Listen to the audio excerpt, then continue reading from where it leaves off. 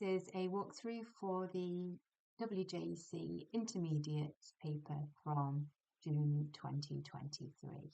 You are allowed a calculator for this paper and the time allocated is 1 hour and 45 minutes.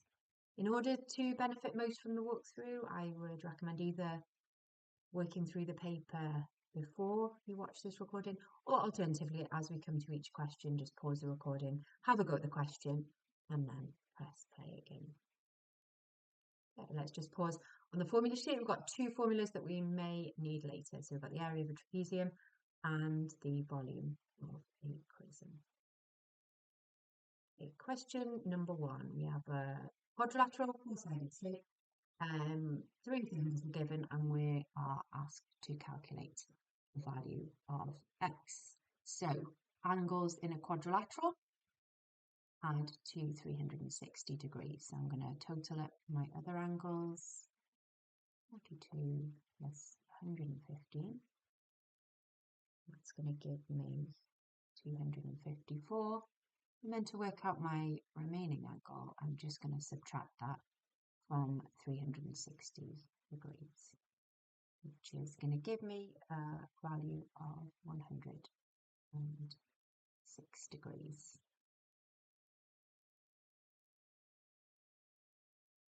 Part B. The diagram below shows an isosceles triangle. We need to calculate the value of y. Okay. So isosceles triangle, we have 2 equal sides. That's what these little dashes here mean. This means that this angle down here is going to be the same size as angle y. Angles in a triangle add to 180 degrees. So if we take 180 degrees, let's subtract this angle here. So it's going to give us 102 degrees. So then we have these 2 equal angles adding up to 102. So 102, we divide that in half. It's going to give us 51 degrees. Okay, we could do a little check that our angles add to 180. So 51 plus 51 plus 78 gives us 180 degrees. Question 2. Which one of the following fractions can be written as a recurring decimal? Okay, so it's a calculator paper. Let's use our calculator to help us with this. So if we go over and let's pop in a half. Okay, so if we press equals, obviously that's going to give us a half, but we can change it to a decimal. What we're looking for is we don't want this decimal to terminate or stop. We want the figures to keep repeating here. Okay, so let's have a look. It's obviously not a half. Let's try 1 over 4. 0.25. I don't need to keep clearing actually, I can just go back and replace this number each time. So 1 over 6. And you can see here we've got 0.1666. So this is the recurring part that we're looking for. So my answer is going to be 1 over 6. Which 3 numbers from the list below are prime numbers? So prime numbers have exactly 2 factors. So one factor is 1 and the other is the number itself. So it's always useful to learn your prime numbers before you set your exams, but if not, we can eliminate some of the numbers that we definitely know that are not prime. So let's have a look. So if a number ends in a 5, for example, we know that 5 is a factor of that. It's not going to be a prime number. Okay. We can also do a little check on the even numbers. So if they are even, obviously 2 is a factor, they're not going to be prime. We can do a little check, do these numbers divide by 3? So if we add the digits, for example, of 27, 2 plus 7 is 9. If this number divides by 3, we know that the number also divides by 3. 39 That can be a prime, and 51 also divide by 3. So that leaves me with my prime numbers 31, 43, and 47.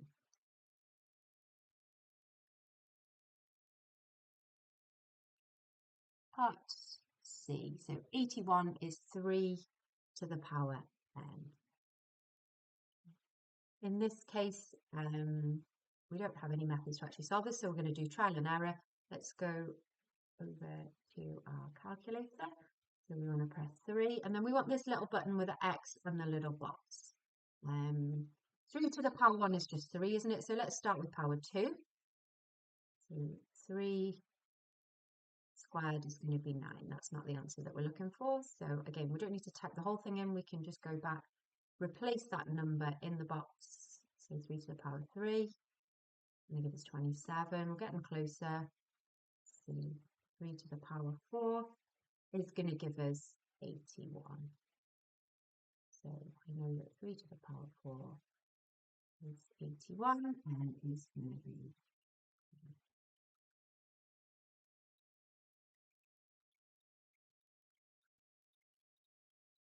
question 3. Alice is 9 years younger than Isaac. Nadia is 1/3 of Isaac's age. Dewi is twice Nadia's age. Alice is 27 years old. And what are the ages of Isaac, Nadia, and Dewi? Okay, so we know that Alice is 27, so we'll start with her. Let's go back to the information, read them through again. So Alice is 9 years younger than Isaac. So we're going to be, she's 9 years younger. We're going to add on 9 years. That's going to give us 36. Nadia is 1/3 of Isaac's age. So 1/3 means we're dividing it 3 parts. It's going to give us 12. You could also, as it's a calculator paper, 1/3 of 36 of is always times. Also going to give us an answer of 12. And then we've got Dewi is twice Nadia's age, so she's 12. Multiply that by 2, and that's going to give us 24 years old.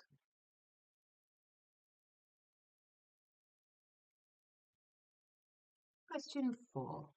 Write down the next 2 numbers in the following sequence. So let's have a look what's happening from term to term. So you can see the sequence is increasing. This is going up by 6. Again, going up by 6, let's just check the rule works for these terms. So it's working, isn't it, from term to term. So let's add on 6 to -8. That's going to give us -2. And then if we add on another 6, we're going to get the 4. Or B. So F equals 3G plus 2H. And we're going to calculate the value of F when G equals 9.3 and H equals -13.6. So anytime you've got a number and a letter next to each other in algebra, we're multiplying those. So let's substitute those numbers in. So it's 2 times -13.6. We can type this directly into the calculator, and that gives us an answer of 0.7. If you feel more confident, you can work out each part separately and then subtract this from your first value.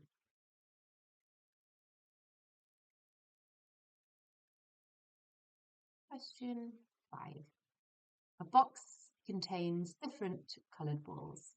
Some are red, some are blue, and others are green. The bar chart shows how many balls of each colour are in the box. Can be helpful just to fill in the scale here. So we've got red is 2, blue 5 and green is 3.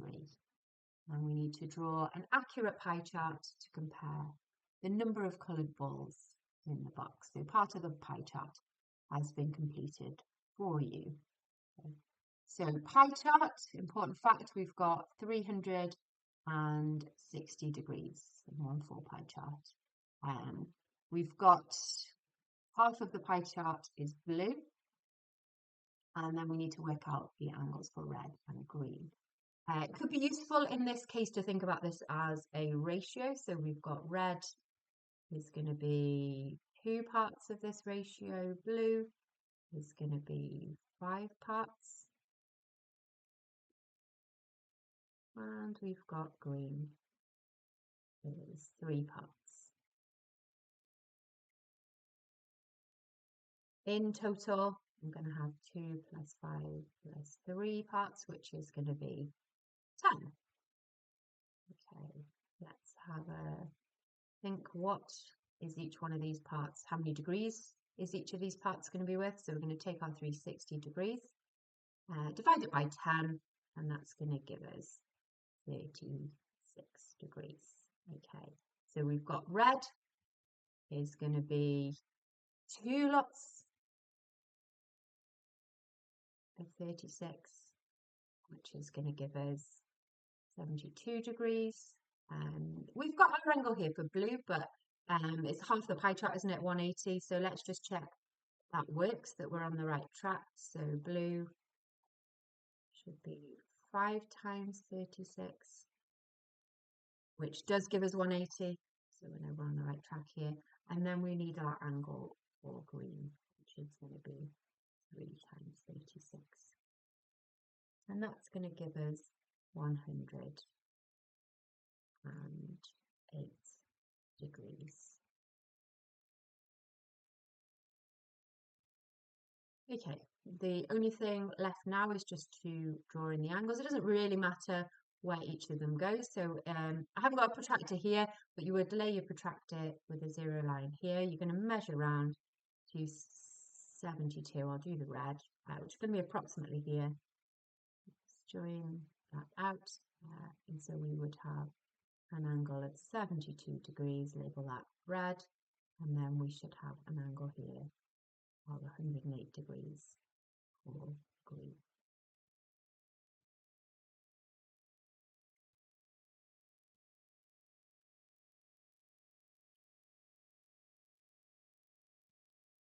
The letters A, B, C, and D describe 4 different events.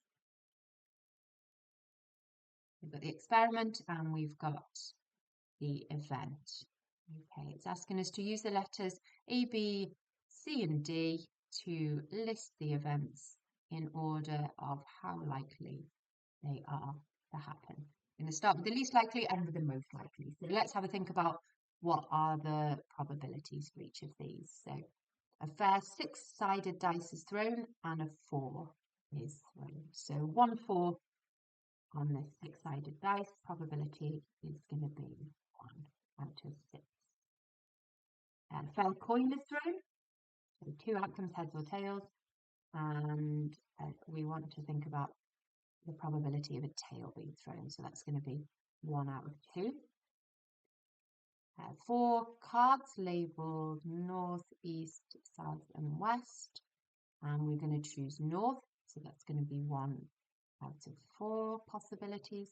And then we've got 7 cards, each labelled with a different day of the week, and we want to choose Sunday, so that's going to be 1 out of 7. Okay. Sometimes it's a bit tricky to compare fractions, especially if they don't have the same denominator. So what we could do might be a bit helpful is to change each of these to a decimal. So we can do that like we did in the calculator earlier, put it in as a fraction using that SD button. Okay, so if we change these to a decimal, we can see that we want to start with the least likely rather. So D is going to be our first probability, 1 out of 7. And it makes sense, doesn't it? If we're choosing 1 out of 7 rather than out of a smaller sample, then it's going to be less likely.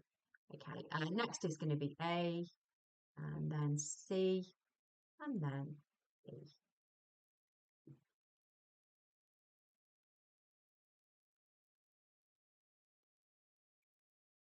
Question 6. A journey of 45 miles is travelled in 1 hour and 15 minutes. And we need to calculate the average speed of the journey. And we want to give our answer in miles per hour. Okay, so some of you find this triangle can be quite useful. So we've got distance, we've got speed and time. And what we would do is just cover up the one that we're interested in working out. So if we want to work out the speed, we cover this one up, and it's going to be, this line means divide, it's going to be distance divided by time. Okay, so my speed is 45 miles, my distance is 45 miles. I do need to put my time into hours before I do this. So 1 hour, 15 minutes is going to be, so what I need to think about is, what is this as a decimal part of an hour? So be a little bit careful. It's not going to be 1.15. We need to divide this by 60 to get 0.25. It's going to be 1.25. Okay, so my speed is going to be 45 divided by 1.25, which is going to give me 36 miles per hour.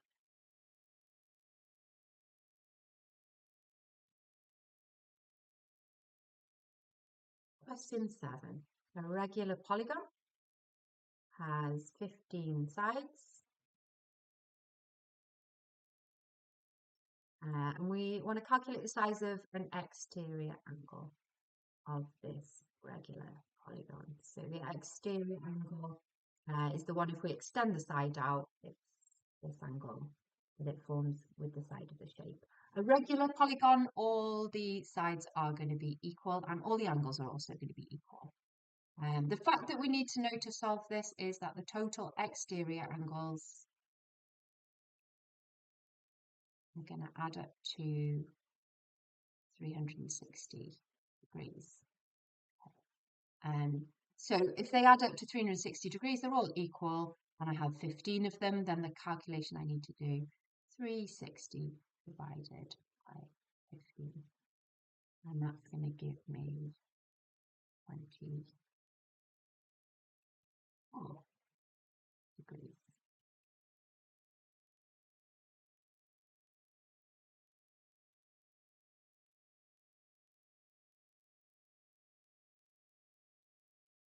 Question 8.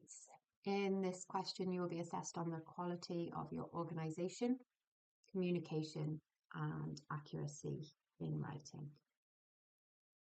A solid metal cube has dimensions 4 centimetres, 5 centimetres, and 20 centimetres.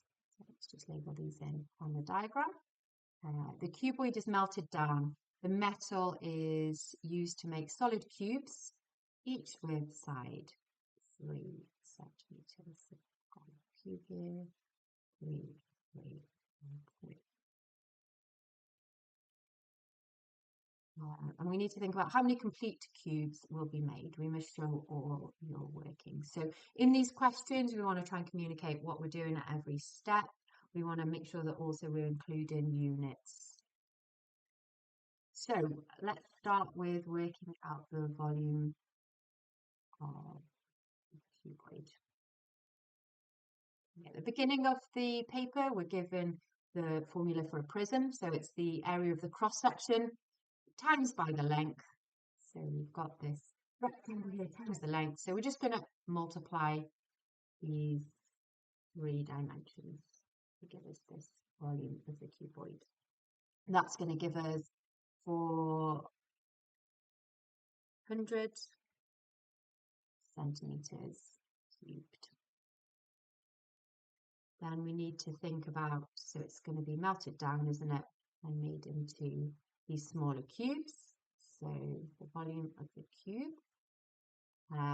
And again, this is very similar. So we're just going to think about base times height times length. So it's going to be 3 times 3 times 3, or 3 cubed, which is going to give us 27 centimeters cubed. So how many of these can I make if I melt down this 400? So I'm going to divide 400 by 27 to find out.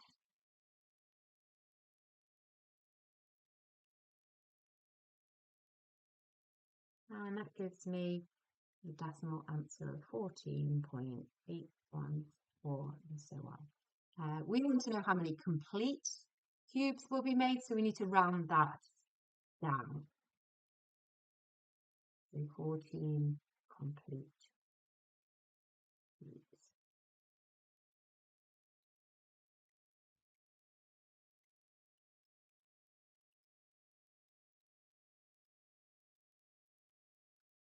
Question 9. What is the bearing of point B from point A?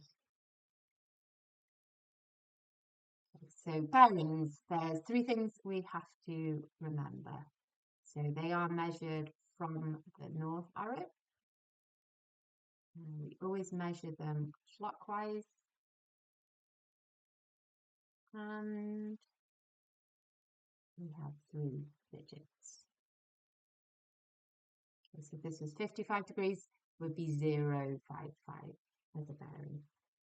So we want the bearing of point B from point A. So we're going to start at point A. This is always the place that you start at.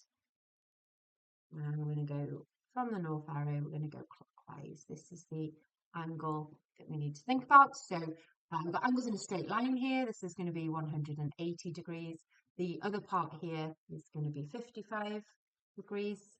So if we add those ones together, we're going to get a bearing of 225 degrees.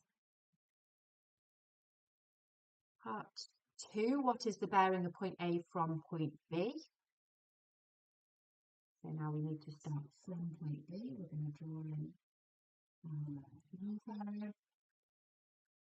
We need to calculate them, so it's not to scale, so we're not measuring these. We need to work out from clockwise, going clockwise from the north arrow, going out to this line that travels out to A. Okay.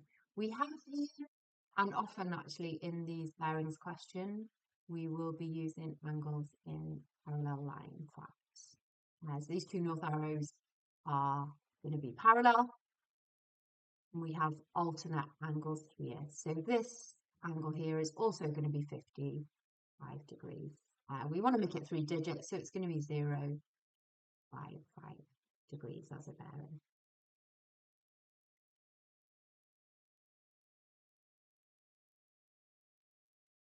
Points P, Q, R and S are all 5 kilometers from point X.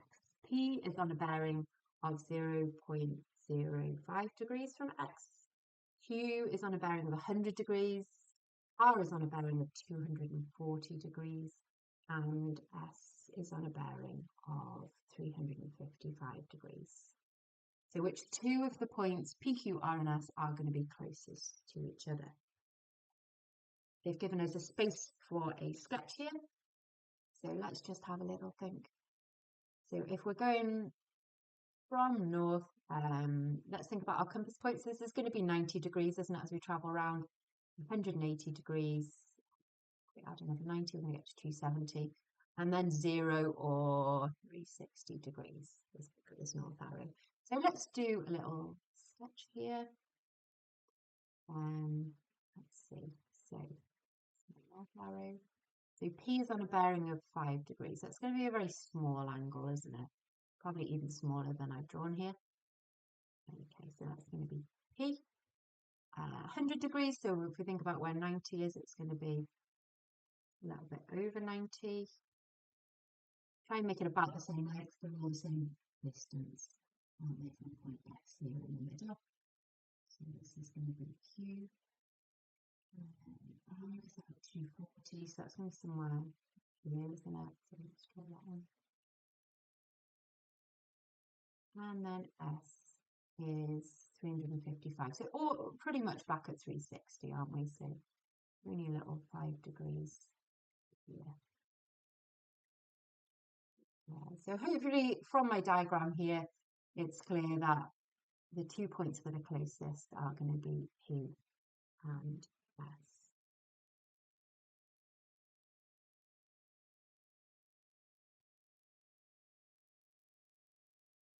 Question 10.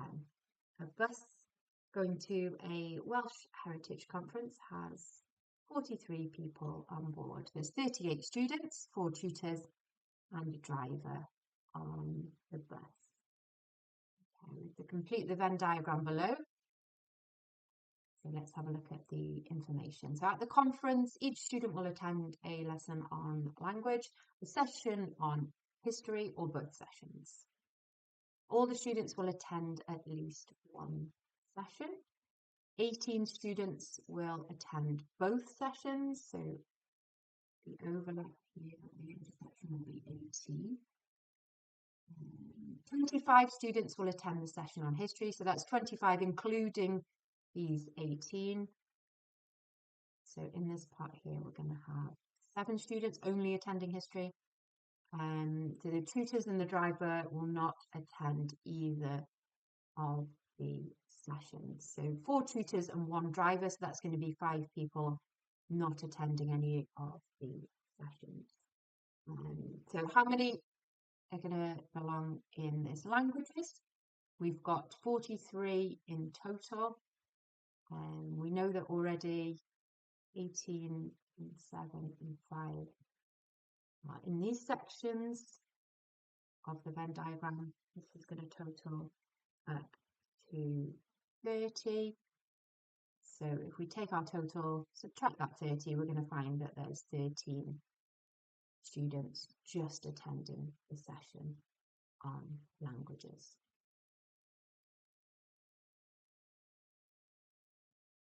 Part B. One of the people at the bus is chosen at random. What is the probability that this person will attend the session on language? Okay, so one of the people on the bus, so we're going to choose out of a total of 43 students. And then we're going to think about how many students attended the languages session. So that's going to be 13 plus 18. That's going to be 31, isn't it, as our numerator? No need to simplify that. It doesn't simplify it anyway.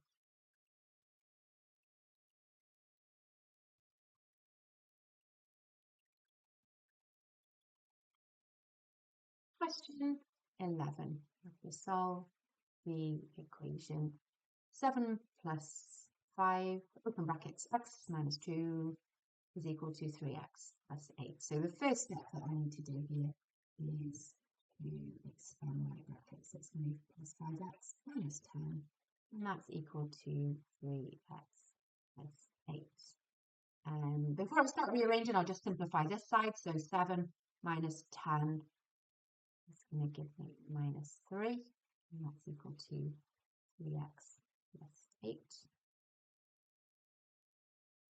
Let's collect the x terms together now. So we're going to subtract 3x from both sides. That's going to give us 2x minus 3 is equal to 8.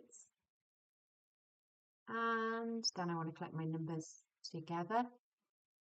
So let's add 3 to both sides, which is going to give me 2x is equal to 11. Final step, I'll divide by 2. And I'm going to get x is equal to 11 over 2 or 5.5.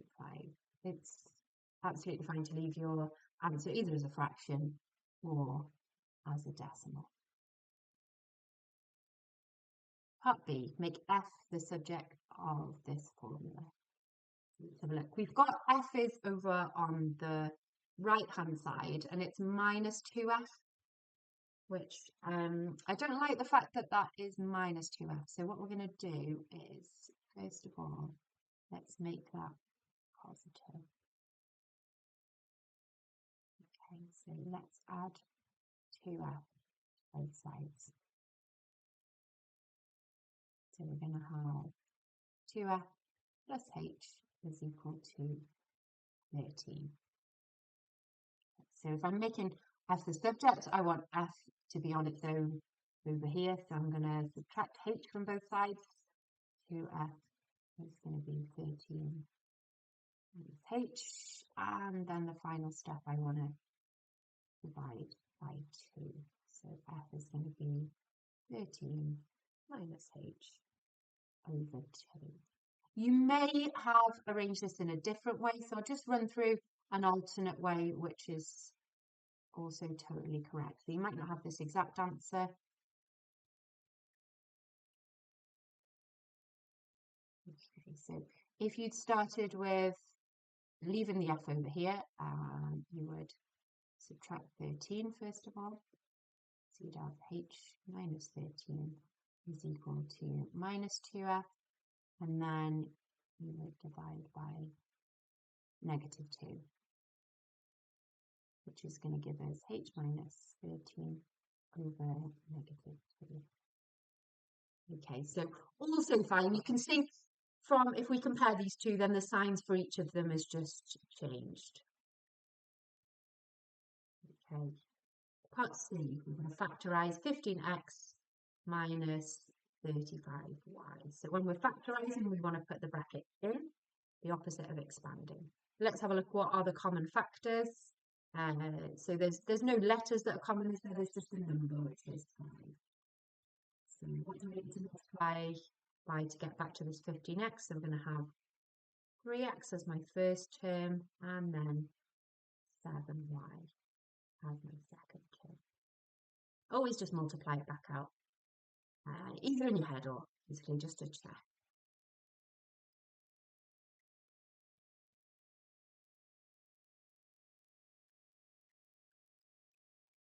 Question 12. A large number of prize tokens are placed in a box. The tokens are identical in shape and size. Gold, silver, bronze, or no prize is written on each token. One token is chosen at random from the box. The table below shows the probability of choosing a gold prize token and the probability of choosing a silver prize token. So there are 3 times as many no prize tokens in the box as there are bronze prize tokens. And we have to complete the table. Okay, so we know total probability has to sum to 1.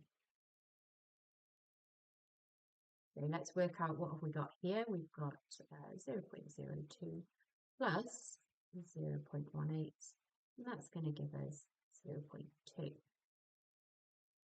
So we know that these together are going to give us 0.2. So therefore, what's left for bronze and no prize? So 1 minus 0.2 is going to give us 0.8. Okay, so there's 3 times as many no prize as there are bronze. So 3 times as many. Let's think about it as a ratio again. It's easier to break it down into a ratio. So you've got 3 parts here, 1 part here. So 3 plus 1 gives us 4 parts. Let's divide this 0.8 up into those 4 parts. And that's going to give us, each part is 0.2. So we know bronze is going to be 0.2, and no prize is going to be 0.2 times 3, which is going to give us 0.6. So it's good to do a little check that your probabilities do total up to 1 there before you move on.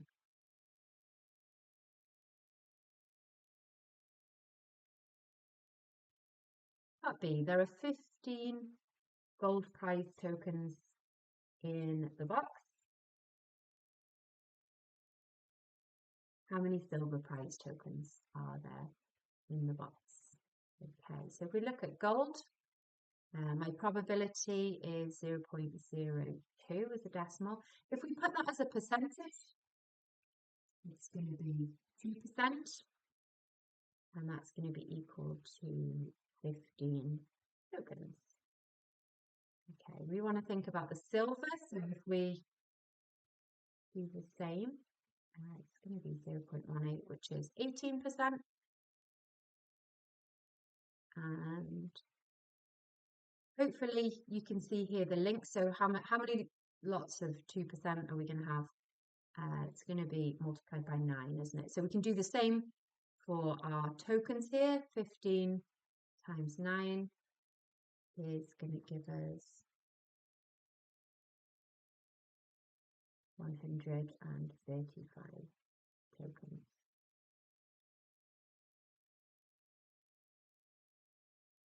You may have done it another way as well. So, for example, if you'd worked out the total number of tokens, so if we did 0.02 times the total number of gold, to work out the number of gold, that would give us 15. So if we want to work out the total, we could just rearrange that. So 15 divided by 0.02 is going to give us 750 in total. And then if we work out the number of silver, we would just need to multiply that by 0.18, which would also give us 135.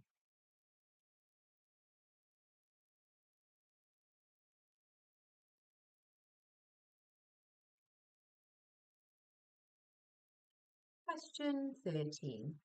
A solution of the equation x cubed minus 8x plus 3 is equal to 0 lies between 2 and 3. We're going to use the method of trial and improvement to find the solution correct to one decimal place. You must show all your workings. So we want to draw out a table. Make sure you leave yourself quite a lot of space in the middle column. I'm always having to squeeze my workings into the middle because I haven't made a wide enough column there. Okay, so in the first column, we are going to pop our x values. In the second column, I'm going to work through x cubed minus 8x plus 3. And we're going to compare it to 0, and then we're going to have a look whether it's too high or too low. Okay, so it lies between 2 and 3. The most sensible place to start is 2.5. You can start anywhere, but best to start in the middle. So I'm going to do 2.5 cubed minus 8 times 2.5 plus 3. Okay, so over to the calculator.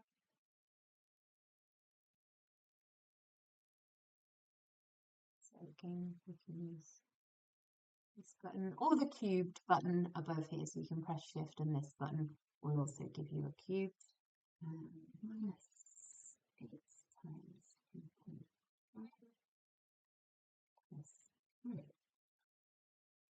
Let's change that to a decimal, which is going to be minus 1.375.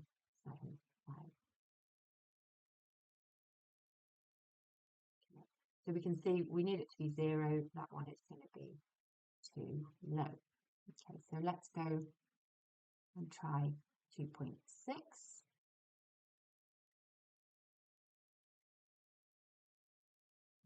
Go back to the calculator. Don't type it all in again, just press this back key and you'll just alter this so that you can be a lot more efficient.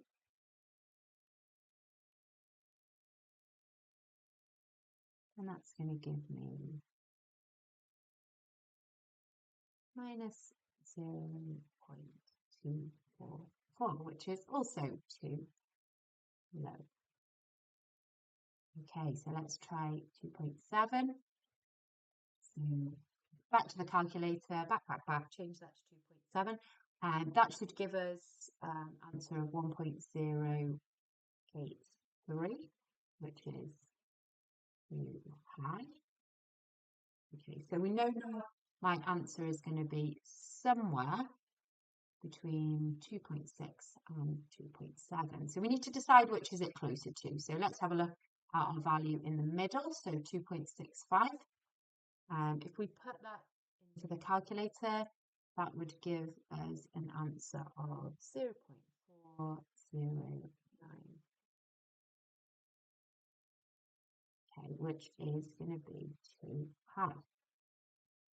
So let's have a look. So 2.6 too low, 2.65, this is too high, too high.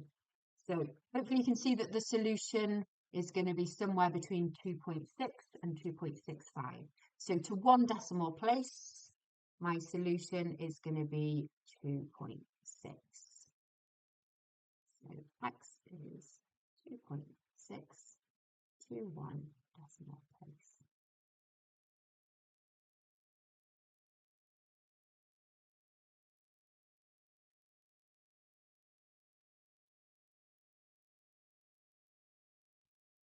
Question 14. So we need to evaluate the cube root of 154 divided by 7.9 minus 3.36.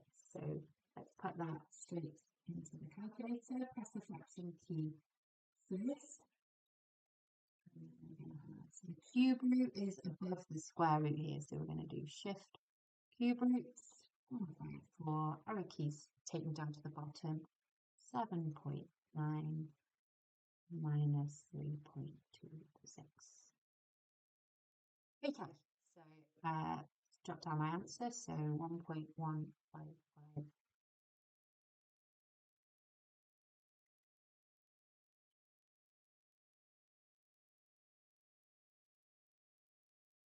And it asked me to write it correct to two significant figures. So this is not two decimal places. This is my first significant figure, my second one.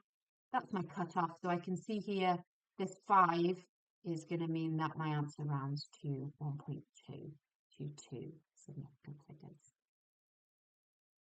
Part B, we're going to calculate the reciprocal of 23. So reciprocal just means 1 over. So whatever you're given here, 1 over that. Put it into your calculator and turn that into a decimal. And if we round that to 3 decimal places, we should get an answer of 0.042.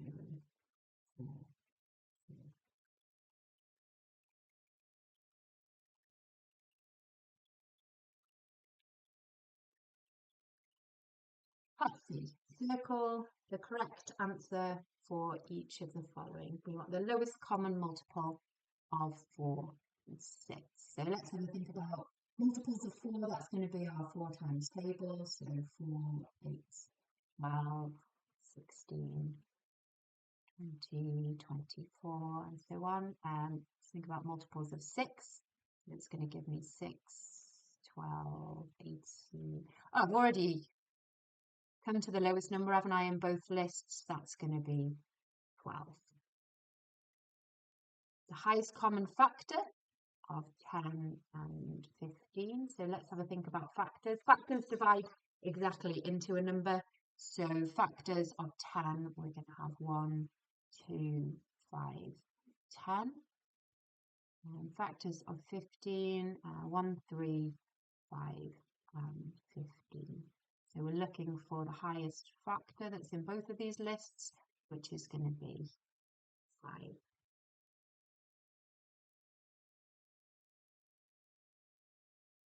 Question 15. In the diagram below, AD is a straight line. BAC is 90 degrees. BDE, so BDE, that's over here, is 90 degrees. And CBE is also 90 degrees. AC is 7.7, BC 11.3, and BD 13.1 centimetres. There's no new information there, but it's always worth reading it just in case the information is not included here on the diagram. So we don't need that information anymore. We can see it all in the diagram. So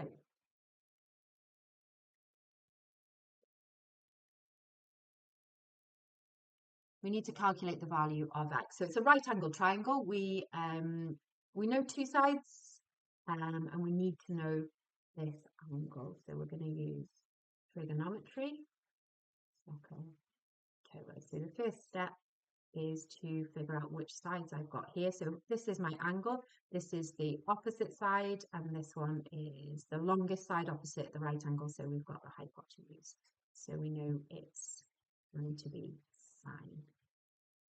So sine is opposite over hypotenuse. So sine of my angle x is going to be equal to over the hypotenuse, which is going to be equal to 7.7 divided by 11.3.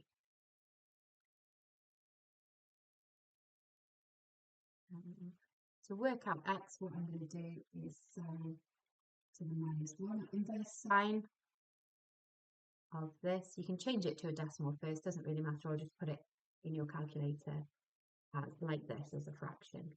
So to get sine -1, you're going to press shift and then sine. You should see that little -1 if you've done it correctly, and 7.7 over 11.3. That should give me an angle of 42.95 degrees if I round it to 2 decimal places. You can see 42.95 degrees. It says hence find the length DE. So I've got quite a bit of space here, but I can't see the diagram. So I'm going to come back up here to work out DE. Okay, so again, I've got a right angle triangle. I only know one side here. I need to know this side here. This is x, so I'm going to call this y. I don't know this side. I can work out this angle though. Yeah, I know that angle. I know that's a right angle there. So 180, take away 42.95, take away 90. It's going to give me an angle here of 47.05. Okay, so let's have a little bit of a thing. I'm just going to change my colour so that we can label them again. So let's have a think what sides we've got. We've got the opposite side here, and we've got the adjacent side here. So we want HOA. So I'm going to have tan of my angle, 47.05. That's going to be equal to my opposite side divided by 13.1.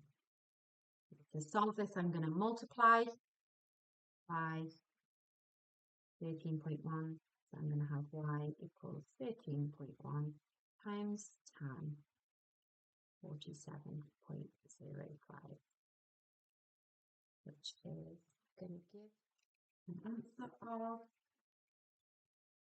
13.07 centimetres.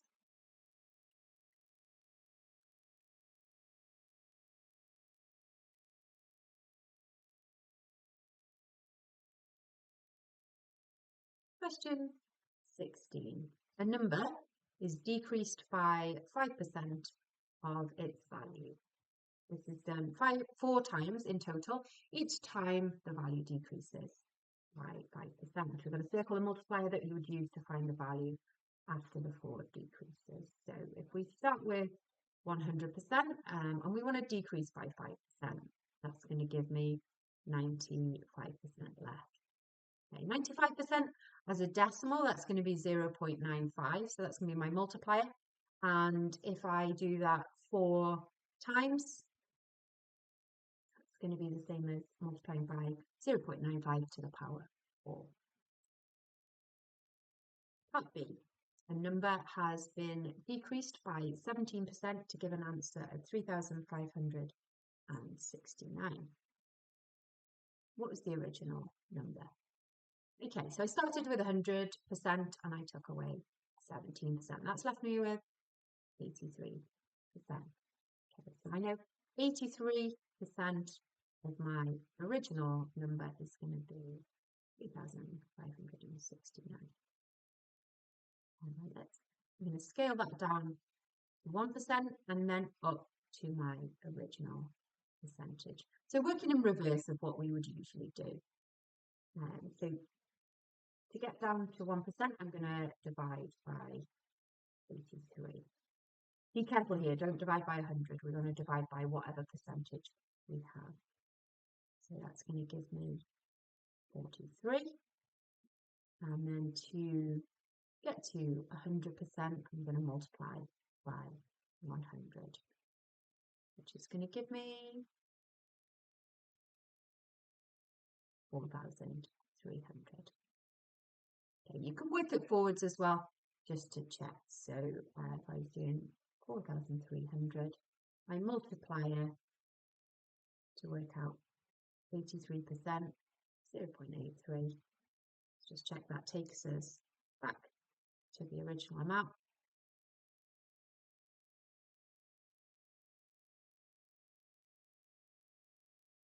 Which it does. You may well have divided as well by this multiplier. That will give us the same result here.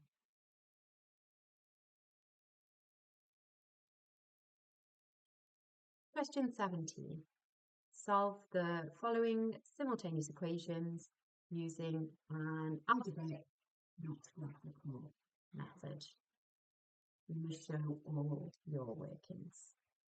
So the first thing we're going to check when we're solving simultaneous equations is the coefficient of the x or the y the same.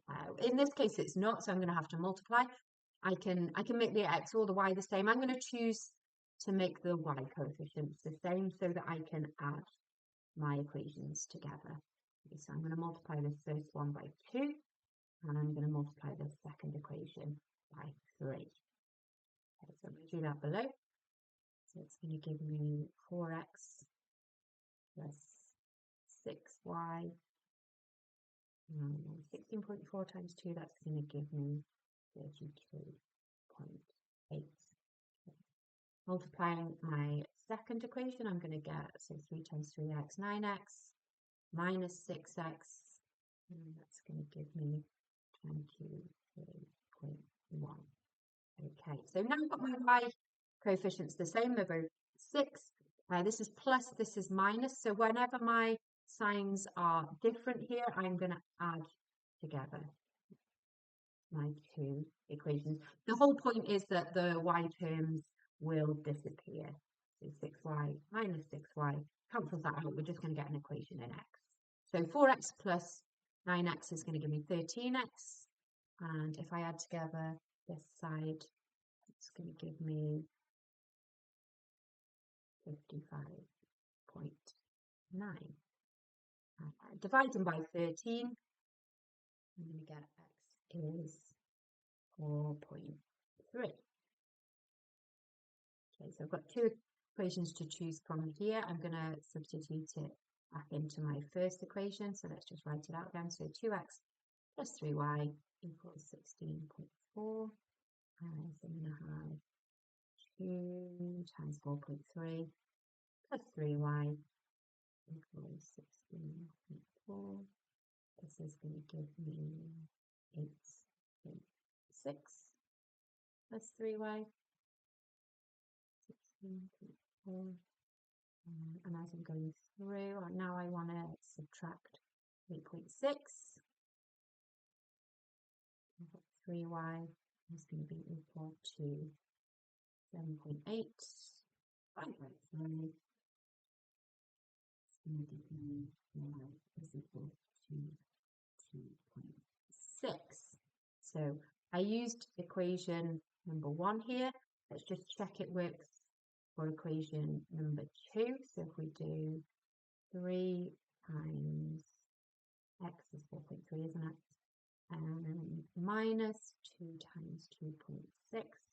Put that in the calculator, we should get an answer of 7.7. So 3 times 4.3 minus 2 times 2.6. It does give me an answer of 7.7. So be quite confident that my answers are correct.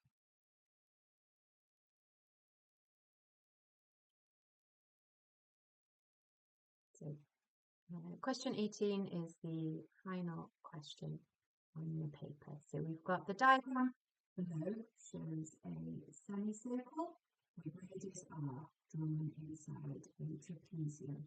It's a semicircle. The area of the semicircle is 77 centimeters squared. The semicircle touches the line AB. AB is 22. We've got to calculate the area of the trapezium ABCD. Okay, so thinking back to the beginning, we had our formula, didn't we, for the trapezium? That's half A plus B times H. Okay. It's got a little helpful diagram as well that tells us A and B are the top and bottom, and H is the perpendicular height between them. Okay, so in this case, this here is also going to be the radius. So the radius here is going to be the same as the height. This is obviously the diameter, so we've got another radius here. So in order to use this, really, what I need to know is what is the radius of this circle. Okay, so let's have a look. We've given the area of the semicircle is 77 centimeters squared, so we should be able to work it out. The area of a full circle is pi r squared. If we divide that by 2, that should give us this 77. So let's go through and solve that. First thing we're going to do, get rid of the denominator here. So instead of divide by 2, we're going to multiply by 2. So pi r squared is going to be 154. Okay, pi is just a number, don't let that confuse you. So r squared is going to be 154 divided by pi. And then to work out r, we just need to square root. So square root of 154 divided by pi. Move down slightly. And then that's going to give us, so it's going to be 7.00. So let's have a look. What are the lengths that we've got here? So I'm going to draw out just a little diagram of the trapezium here. So I know on the bottom I've got 22. This height here is going to be the same as the radius, isn't it? I'm just going to use 7. There's no point in typing 0.00 everywhere. And then along the top I've got 2 lots of the radius rather. So that's going to be 14. Okay, so let's scroll down a little bit. I just need to sub these numbers into my formula. So half and then 14 plus 22 times 7. Let's put this into the calculator. And that is going to give me 126. It's an area, so that's going to be centimeters squared. Thank you for listening. Good luck in your exams.